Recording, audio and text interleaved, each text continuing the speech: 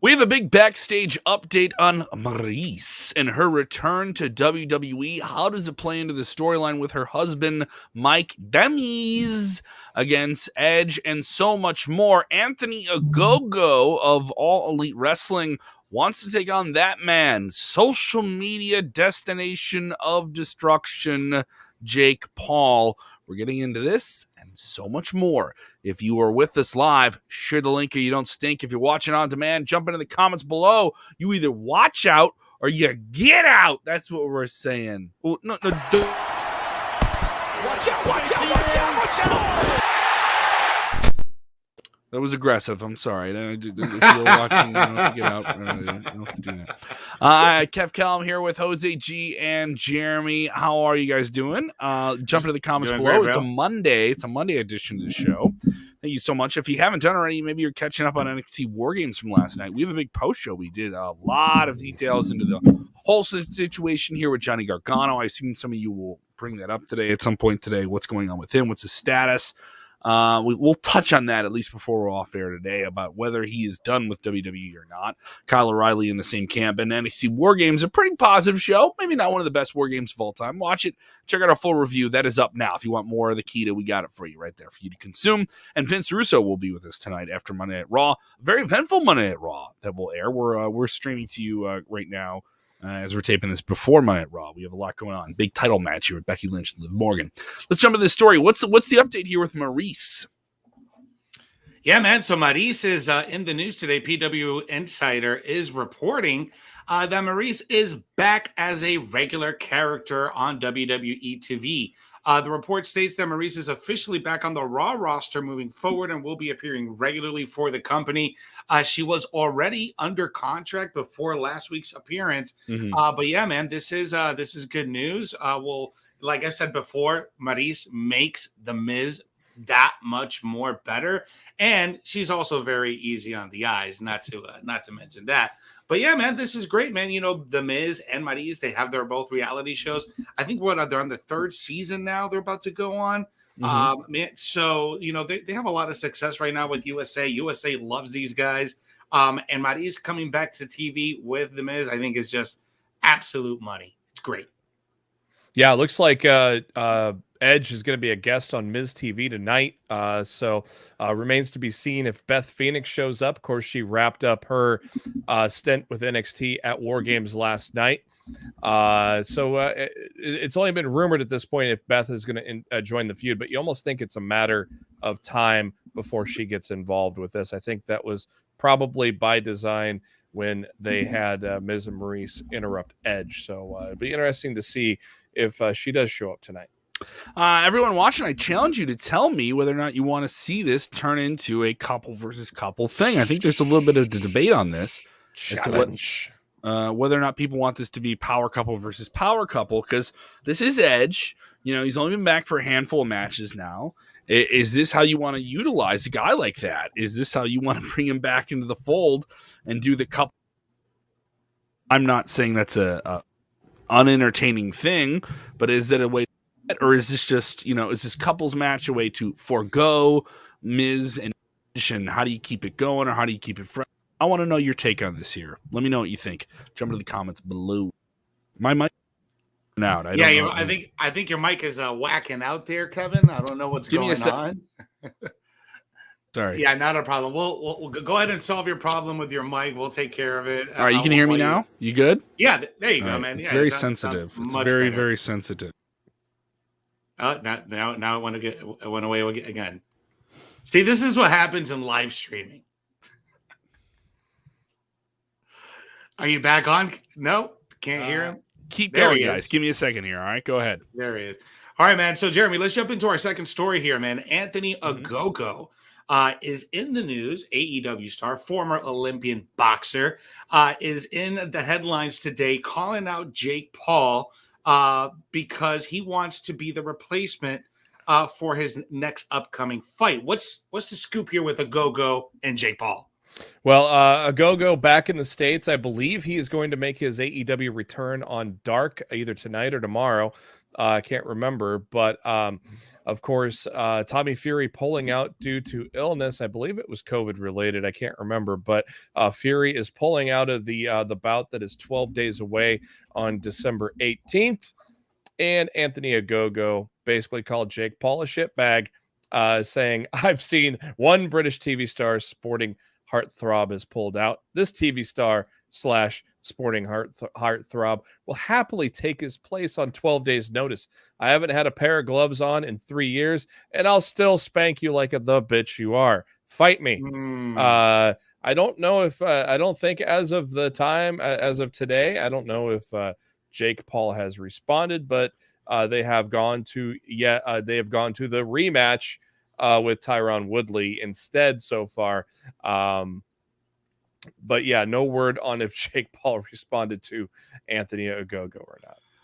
I'll be completely honest with you when it comes to Jake Paul in the boxing world, and especially what he does with Triller, right? You know, it's almost like I've said this before. It's almost kind of like a scripted version, like a wrestling version of boxing, just to an extent, right? Yeah. Where there's a lot of people saying whether or not these fights are legit to begin with. Yeah, right? There's been agreements to not knock each other out. Rumors on that. They don't. It's they don't keep up with the rules. It doesn't go against the record. There's a lot of shenanigans. Yeah, and like Mike Tyson and when Mike Tyson fought Jones, you knew it was going to be 12 rounds of dancing, and that was basically kind of what it was. It was entertaining for what it was, but that's kind of what these things are, is just for entertainment. There's there's an agreement of no knocking each other out probably, and they dance around for a while. Now, here's one thing about Ogogo, though. They won't. They won't. No, but they won't. That's the thing. Triller doesn't acknowledge records for some reason, because in the last Mayweather fight with Logan Paul, that match did not have any records affected to anybody's overall record. So, the answer is no. But the interesting thing here about Ogogo, Ogogo, it was a former Olympic boxer. Like, this guy can go. He's a way better boxer than a wrestler. I'll tell you right now, off the head. I don't think he's a bad wrestler, but I mean, we haven't really seen. The guy's only been in a handful of matches. I understand that, but you look at someone like Tyson Fury, who's never really done any wrestling, and he looked like $1 million ahead, head to head with Braun Strowman. So it depends on who you are, but Ogogo can definitely go. I don't think Jake Paul wants none of Ogogo, because if Ogogo steps in, that he's gonna hit that body, he's gonna rip the body, and he's gonna be pissing blood for a month. Yeah, fun stuff, and it's certainly All Elite Wrestling would be behind it just for the rub, of all the different people that are just marks for it's funny. Jake Paul with AEW and Logan Paul with WWE. They're both reaping the benefits. You got to wonder when this bubble is going to burst, though. Enough people are going to start to figure out that this is not a real fight, and then I don't know. Yeah, but then Paul's going to have legitimate fights. Then that's the key. Then, and then it's going to be a thing where he's got to get ranked. He's got to get ranked, because he's going to have to go in and fight a very low ranked fighter, right? Didn't it come out after the last Paul and Woodley fight? Didn't it come out that Woodley was instructed not to knock him out? I know there's been some agreements and some things spoken about that, but I can't really say 100% that's true. I don't know for a fact, but I think it's true. Laurie Sackett Corsi says, why are we talking about Anthony Ogogo, from who's a proven professional boxer, Olympic level boxer? Why aren't we just doing WWE guy versus Jake Paul? I mean, Jake Paul did WrestleMania last year. He took a stunner. He did all those things, and Bruce Pritchard has been very vocal about how much he appreciates the marketing acumen and pro wrestling carnyism of the Paul brothers. Yeah. And you can say whether or not they're modern day con artists. Some people have accused them of that. I'm not saying that. They draw heat. They draw heat. They do. They draw eyes. And at the end of the day, people want us to watch what's actually going to happen. And then at the end of it, they're going to be disappointed. But I got to agree here with Ricky Castillo. He's an embarrassment to boxing. I mean, besides calling and reporting wrestling, I watch a lot of boxing, and I call a lot of boxing. And there's guys out there that spend decades honing on their craft for just this YouTube guy to come in and think that he can hang with some of the best of the sport. And I feel sorry for the people that threw out $50 for that Holyfield debacle. And that was a Triller thing too, wasn't it? Yeah. It was that's all been Triller. All those exhibition matches have been Triller. And that was just a sloppy ass mess. And it's like, you wonder when things are like that, especially with the Holyfield thing. I know he came in late notice, but man, that was not a good main event. And people are going to start to see that, and I think that bubble could burst at any time on those type of things. Cause I don't think they also acknowledge weight limits either, because in that Floyd Mayweather and Jake Paul fight, they didn't acknowledge any weight limits. So, if he really wants to mix it up, bro, go with either one of the undisputed champions in Canelo Alvarez, who will just completely tear him apart, or Tyson Fury, the other undisputed lineal champion of the world. So I'd pay to see a legit beat down of one of the Paul brothers. Maybe they can hang. You never know, but I don't hold my breath to that. He brings in the money, but at some point, a babyface got to knock you out. That's my pro wrestling idea of it, right? But if that stuff's predetermined or pre-configured, man, I don't know. It's like how much more of this can you pay for? They're asking WWE did it better than Jake Paul in the late 90s with Brawl for All, where they were actually really knocking the hell out of each other. Bart gun. Oh, man. That was a mess, too. All right, man, let's move into our last story here. Brock Lesnar, Roman Reigns. The saga continues. This is going to be going down all the way until WrestleMania, but this is not going to be the next this is not the last match that we're going to see between now and WrestleMania. They actually have some more plans down the pipeline. What's the scoop here, Jeremy? F4W Online is reporting that day one is not going to be the end of the feud. Very well likely that the feud could have another match at the Royal Rumble, or if Roman beats Lesnar could win the Rumble, and they do it again at WrestleMania. It has been said there are no planned WWE pay-per-views yet, or no announced pay-per-views between the Rumble and WrestleMania, but one could assume that there's going to at least be two pay-per-views there. But the word is backstage that expect this to be a WrestleMania match, also in addition to day one, but also it could even be another match at the Royal Rumble too. It's going to be interesting to see how they kind of stretch this out, or if they kind of make this a best of 5 officially, or a best of 7. It'll be interesting to see how it plays out, but it will definitely not be over after day one. Well, I can say in terms of WWE storylines, it's certainly something that's connecting. I don't think there's much of a critical backlash against this as there is to several other things going on in WWE with the releases and different people jumping and other storyline things that don't make sense to other people. This is one that does, like it does make sense, and it is a reversal of different things. You're seeing a different side of Brock Lesnar you haven't seen in a long time. I think it's refreshing. You have a Roman Reigns character that is super defined and very protected and has had a lot of great matches here. So a lot of people sounding off here. John Paul started saying stretching it out. Yes, I think a lot of people thought once this hit pretty hard that we were going to get something like this at WrestleMania, but he's also saying it's getting boring. I want to know where people stand on this. Is this something that sounds WrestleMania to you right now, even though we're getting a match in a few weeks with them? And they had the match at Crown Jewel, which was, by the way, I thought a pretty solid match, but a dusty finish, and are people getting long on the tooth here with Roman Reigns as the champion here? And so it's worth noting, he's had the title more than a year. He's been undefeated, it's been undefeated much longer than that on top of it. So it's smart here. Lori's on board with it. She says, smart thinking, my dear. She's on board. Well, you're welcome, my dear. And other people with different takes on this. Let me know what yours are thinking here.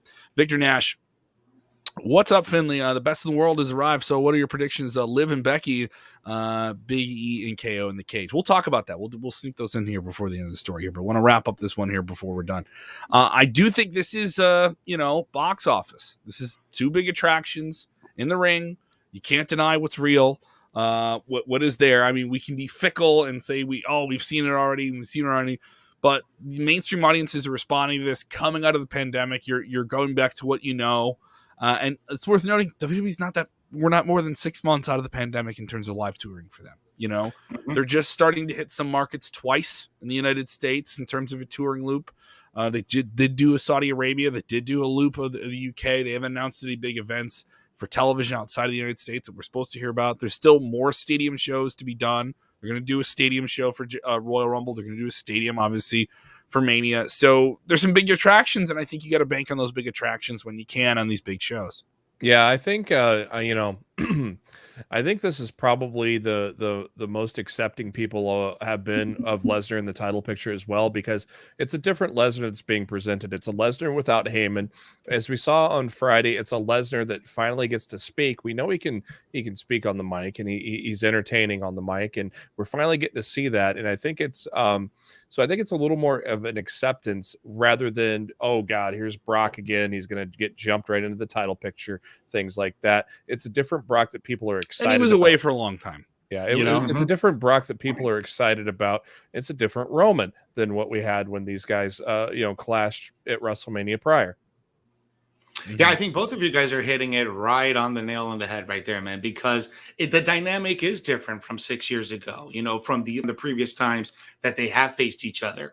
And I think what they're doing right now with Brock, keeping his appearances sporadic yet frequent.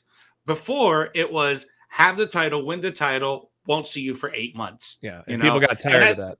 And people got really annoyed of not having the champion of that brand on TV for several months at a time. So it's a different dynamic. Roman is absolutely killing it, defending his title, making appearances. Even if it's a squash match, he's smashing everyone. He's laying them, stacking them. He's pinning them. He's absolutely killing the game. The dynamic really loves is saying absolutely smash. different. Roman, it's Roman's favorite word. Smash him. I'm going to smash him too. Almost But yeah, man, I think the key thing here is the dynamic. The dynamic is completely 180 from where it was 6 or 7 years ago. Yeah, and it actually attracts. It actually calls people's attention. I would rather have someone else be the first one to pin Roman Reigns for the first time in over 2 years. It wouldn't. But the logic isn't flawed. Well, there's nobody. Guy. But there's nobody. There's nobody believable. Yeah, there's nobody. They built up nobody to do that. So unfortunately, might as well just have Brock be that guy. Monet has a great take here. Monet, you've been with us here for a while. Thank you so much. Love your take here. Monet saying the money is in Mania. I'm enjoying the story, but I feel like it's risky for them to try to wrestle this many times before WrestleMania. Do you drag this out? Because you're doing day one. You already did Crown Jewel. Yeah. You got Royal Rumble a few weeks after that. Some people saying that this is already going to end at Royal Rumble, and you're gonna get this to Mania. So, and day one's supposed to be this new big special show that they're doing here on New Year's wonder Day. if they don't wrestle at Rumble, and if Brock wins the Rumble. Yeah, I wonder if they don't wrestle again until WrestleMania after day one. And there's plenty of ways to get someone into a WrestleMania title picture without having to win the Royal Rumble. Chamber? Oh, yeah. Chamber. If the Chamber's they don't have any pay-per-views. They don't have any pay-per-views between Royal Rumble and they Mania. will. They can add. I mean, they're not going to be day one in Royal Rumble in the same month, so we're going to have one like 4 weeks apart. But they are not going to take a break to WrestleMania after the Rumble. No, they're going to have at least 2 more pay-per-views. So. But then if you're doing that, you're talking about having Brock wrestle on TV. It'll be interesting. And also, I think Brock will be a part of the Rumble in some way or another. It's Brock Lesnar. It's a stadium show. He's an attraction. I mean, if he could have the performance that he did in 2020 and outperform himself, because that was the best performance of all time in a Royal Rumble. Brock Lesnar. That man is the alpha male of our species, to take that quote from Pat McAfee. Absolutely. I agree with it here.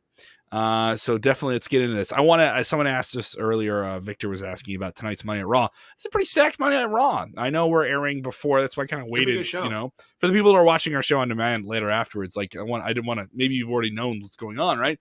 Kevin Owens here versus Big E in a cage. This is a match a few weeks out for them being in a triple threat with Rollins for the title. Certainly interesting there. And then you also throw on this a long built up match between Becky Lynch and Liv Morgan. One of these is going to be more of an angle for what's going on with day one to get people really ramped up for day one. But do we get some shenanigans? Does Liv Morgan take the belt off Becky Lynch tonight on Monday Night Raw? No, I don't think so, man. I think there's definitely going to be shenanigans. Big time Bex is going to find a way to get the 1, 2, 3. And at the end of the day, I think it's going to be Bianca Belair and Becky Lynch at day one again. But we'll see. We'll see. I might be completely wrong. We've had title changes on a Monday Night Raw, so that can happen. What do you think, Jeremy? I think it's a little bit more inspired this time around. Becky Lynch definitely looking a little bit more desperate, a little bit more fiery in the exchanges. They've done a couple of different moments on the microphone back and forth, which have gotten some attention. Whether people think it's good or bad, they've gotten attention here. Yeah, I don't know. I don't know. They've been stopping and starting with Liv for so long. I don't feel confident that they're going to pull the trigger tonight. I think they almost just need to make, even if Liv doesn't win, they have to make it look believable that she's in the mix. That she can. Yes, absolutely. And just because they've been so stop and start with her, and I think that's okay. If they get out of this thing with, wow, Liv almost got her, then that is a win in its own way. I wouldn't be surprised if Becky retains and Asuka returns tonight. Who knows? That'd be a crazy prediction here.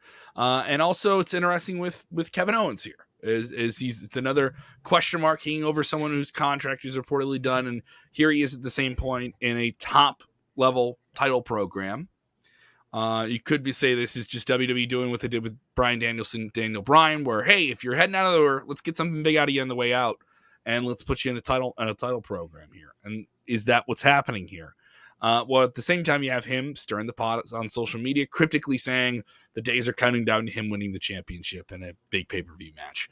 And I would say his moments on television recently have been much more inspired. They've been much more conniving. It seems like he's really enjoying some of the things he's doing of just kind of shortchanging his way through matches and getting someone to interfere in something so that he wins on a DQ finish to get himself into this match. He played Seth Rollins to basically get into this match. And he's playing everyone. Is he going to play more people and, potentially be in a situation to walk out with the title in January? I mean, Rollins is going to get in the cage somehow tonight. I think that's going to be a given.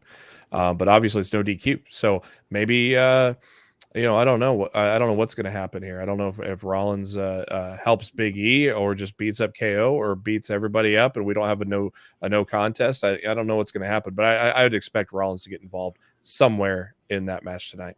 Yeah, Rollins is definitely getting involved in this. There's definitely going to be some shenanigans at the very end of I have a news flash here, guys. I have a news flash. I have a breaking news story here. We got breaking news. What do we got? We've just talked about Monday Night Raw without saying anything bad about it for 90 seconds. Oh, don't let Vince Russo know about that. Bro. We haven't gotten through the 3 hours yet though.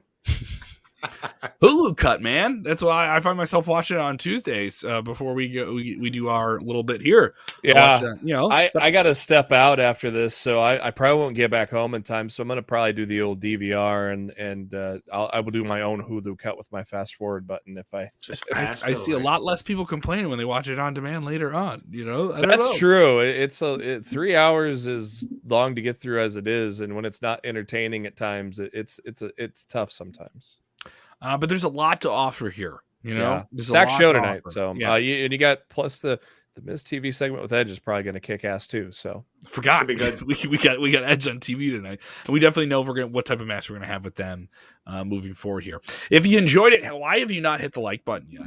Let us know what you guys think of it. More than 96 of you. We do this every weekday, Monday through Friday. Let the people at the top brass of Sportskeeda know, for my diehards who are with me all the time, let them know not to take the people that are at the top story for granted. Let them know. Share the link so you don't stink.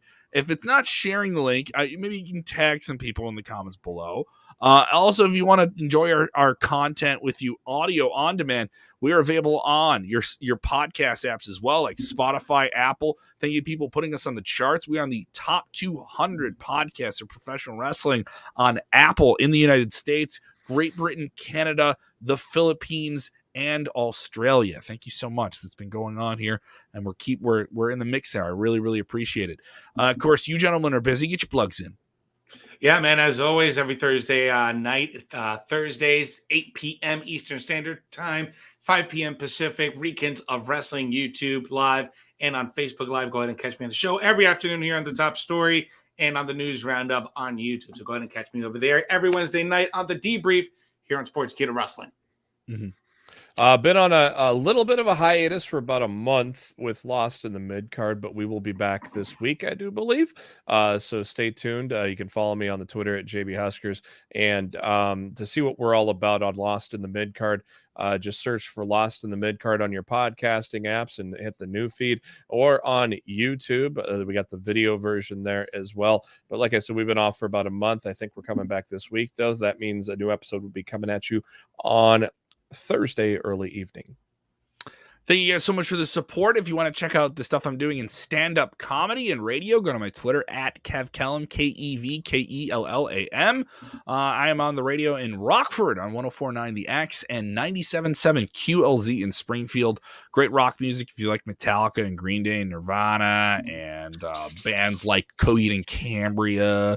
I'm doing that 5 days a week on top of this. Plus, I'm doing some stand-up comedy tours. I'm going to be running up in Wisconsin, not going to SmackDown because I'm going to be up in Wauwatosa, Wisconsin, at the Stockhouse Brewing Company. Say that 5 times real quick, Kevin. Wauwatosa. I'm going to be up in Wauwatosa, Wisconsin, in the suburbs of Milwaukee. I'm going to be up there on the 17th. I will be at Stockhouse Brewing. I'll be headlining that show, and then I'll be headlining the next night again in Eden, Wisconsin at Two First Pub and Grill. All the dates and information are on my Twitter at KevKellam, and a clip of my comedy where I defend professional wrestling against people in the dreaded F word. Give it a look if you haven't seen it already, and I will post more clips if people like it. More people like it, I'll post more clips. I am working on putting out an album that will have wrestling-themed comedy to it, so definitely enjoy that too. Also, I'll be a part of AAW, the big pay-per-view event, Unstoppable AAW on Fight TV. Ruby Soho versus Josh Alexander. That'll be on Fight TV pay-per-view on the 30th. So I'm a busy boy. I'm a busy boy. Thank you guys so much for supporting the channel. We have a lot going on, dropping some interviews, hopefully some cool stuff coming up real soon for you with certain superstars in the WWE. And if you haven't done already, go check out Sportskeeda on your apps, on your Google, on your Apple. Get it on your mobile device. And remember, when watching wrestling, do the most important thing, which is what, gentlemen? You got to enjoy it. Enjoy wrestling, ladies and gentlemen. Yeah.